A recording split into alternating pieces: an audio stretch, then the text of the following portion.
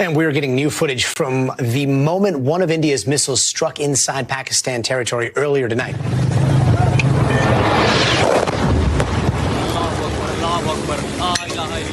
So India launched this bold move called Operation Sindoor. Hitting deep into Pakistani territory. It looked like they were about to flex hard, but then Pakistan clapped back with Operation Bunyan al-Marsus, and things went south real quick for India. Pakistan completely owned the skies. The famous next-generation French Rafale jet, Mirage, and MiG have fallen one by one from the skies, shot down by Pakistan's J-10C fighters. Silent but dreadful, Pakistan has claimed the skies for itself, the undisputed king. So what really happened in those dark skies over Punjab and Kashmir? Did India underestimate Pakistan's aerial firepower? Did Pakistan fail to intercept the Israeli Harop drones? Let's break down how it all spiraled into this latest crisis. On the night of May 7th, India unleashed a dramatic and highly provocative military operation deep into Pakistani territory, Operation Sindoor, marking a dangerous escalation in South Asia's already volatile climate. This wasn't just a symbolic strike. It was a full-blown Indian aggression, targeting 9 locations, including 5 in Pakistan-administered Kashmir, and 4 in Punjab, Bahawalpur, Muridka, Shakargarh, and a village near Sialkot. According to India, these strikes were the response for the brutal April 22nd attack in Pahalgam, where 26 tourists lost their lives. Now, although the Pahalgam attack has been claimed by the Resistance Front, India continues to label it being orchestrated by the Pakistan-backed Lashkar-e-Taiba, was the military group of jihadis responsible for the Mumbai attacks, and its leader continues to reside in Pakistan. But the connection between both these outfits seems a bit fishy, especially when we consider the upcoming spring elections in India.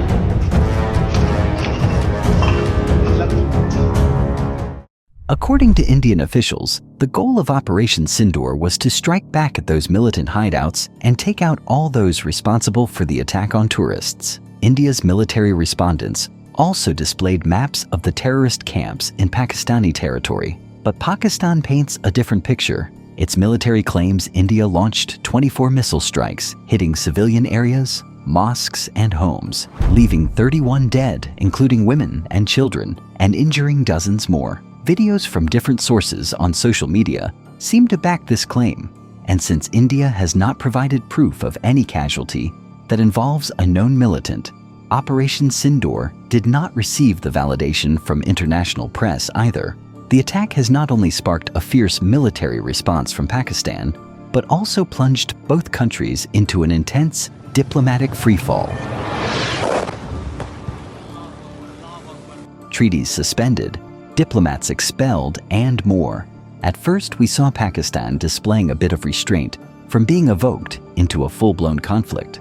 India maintained its stance, sending Harop drones into Pakistan to target 12 major cities and military bases. The drones were intercepted, but Pakistan did sustain losses as it spread panic amidst its population.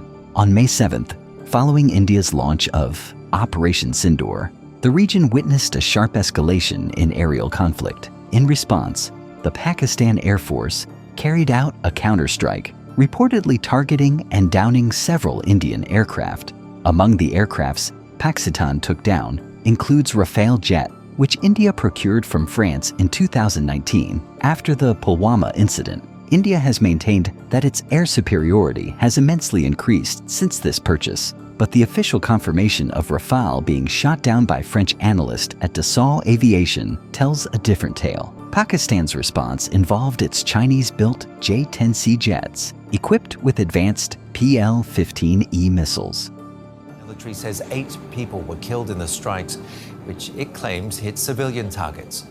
India's army says 3 of its civilians or citizens were also killed by Pakistani troops in Kashmir.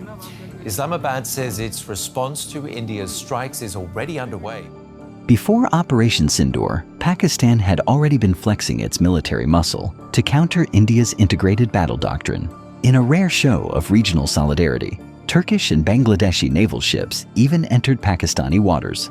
Although Turkey has a $10 billion trade agreement with India, it jeopardized this deal to show support for Pakistan, letting India question its diplomatic choices once again. In the early hours of Saturday, tensions between India and Pakistan took a serious turn. India carried out airstrikes on several locations inside Pakistan, including air bases in Shorkut, where F-16 fighter jets were reportedly stationed. The move was seen as a significant escalation, targeting areas close to some of Pakistan's key military installations. In response, Pakistan launched what it called Operation Bunyan al-Marsus. This wasn't just a typical counterattack. It was a coordinated military operation aimed at sending a strong message. According to reports, Pakistan struck multiple Indian military sites, including BrahMos missile storage in Beas, the Udhampur and Pathankot airfields, and brigade headquarters across the disputed Kashmir region. There were also claims of a major cyber attack that temporarily took down a large portion of India's power grid. Additionally, Pakistan reportedly used JF-17 Thunderjets equipped with advanced missiles to hit India's S-400 air defense system near Adhampur, one of the most sophisticated defense systems in the region. Other strikes were said to have targeted military and intelligence positions across the border. While both sides have released full official details, it is still too early to identify the facts from the narrative. Pakistan and India are more inclined towards winning the war of narratives and rhetoric in the eyes of its own public right now, claiming achievements that we believe is a bit of an exaggeration on both sides.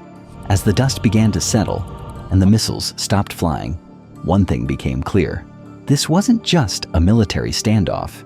It had quickly become a major diplomatic moment. Although several countries had offered to serve as a mediator to de-escalate the tension, all eyes were, of course, on USA and Trump. Trump seems to get along fine with both the countries, and it was important for such a country to jump in that can make them both understand. Secretary of State Mark Rubio helped broker a preliminary agreement, pushing both India and Pakistan to return to dialogue. Trump announced that both countries have agreed for a ceasefire and ensured to the international media that he will ensure that both parties move towards resolving the issues diplomatically rather than battling it out. This move wasn't just about symbolism. It marked a shift in how the international community was approaching the crisis. The G7 released a carefully worded statement on May 10th, calling for calm and dialogue without directly assigning blame. Pakistan's decision to invoke Article 51 of the UN Charter framed its actions as self-defense, a move that drew attention in diplomatic circles. At the same time, questions began to surface around India's refusal to allow an independent investigation into the earlier Pahalgam attack, especially when Pakistan had already offered for an independent probe into the matter ever since India started blaming Pakistan for it. It was agreed between them that both sides would stop all firing and military action on land and in the air and sea with effect from 1700 hours Indian Standard Time today. Instructions have been given on both sides to give effect to this understanding. The Directors General of Military Operations will talk again on the 12th of May at 1200 hours. Thank you. Both countries are nuclear armed and won't shy away from displaying their military strength in any fashion.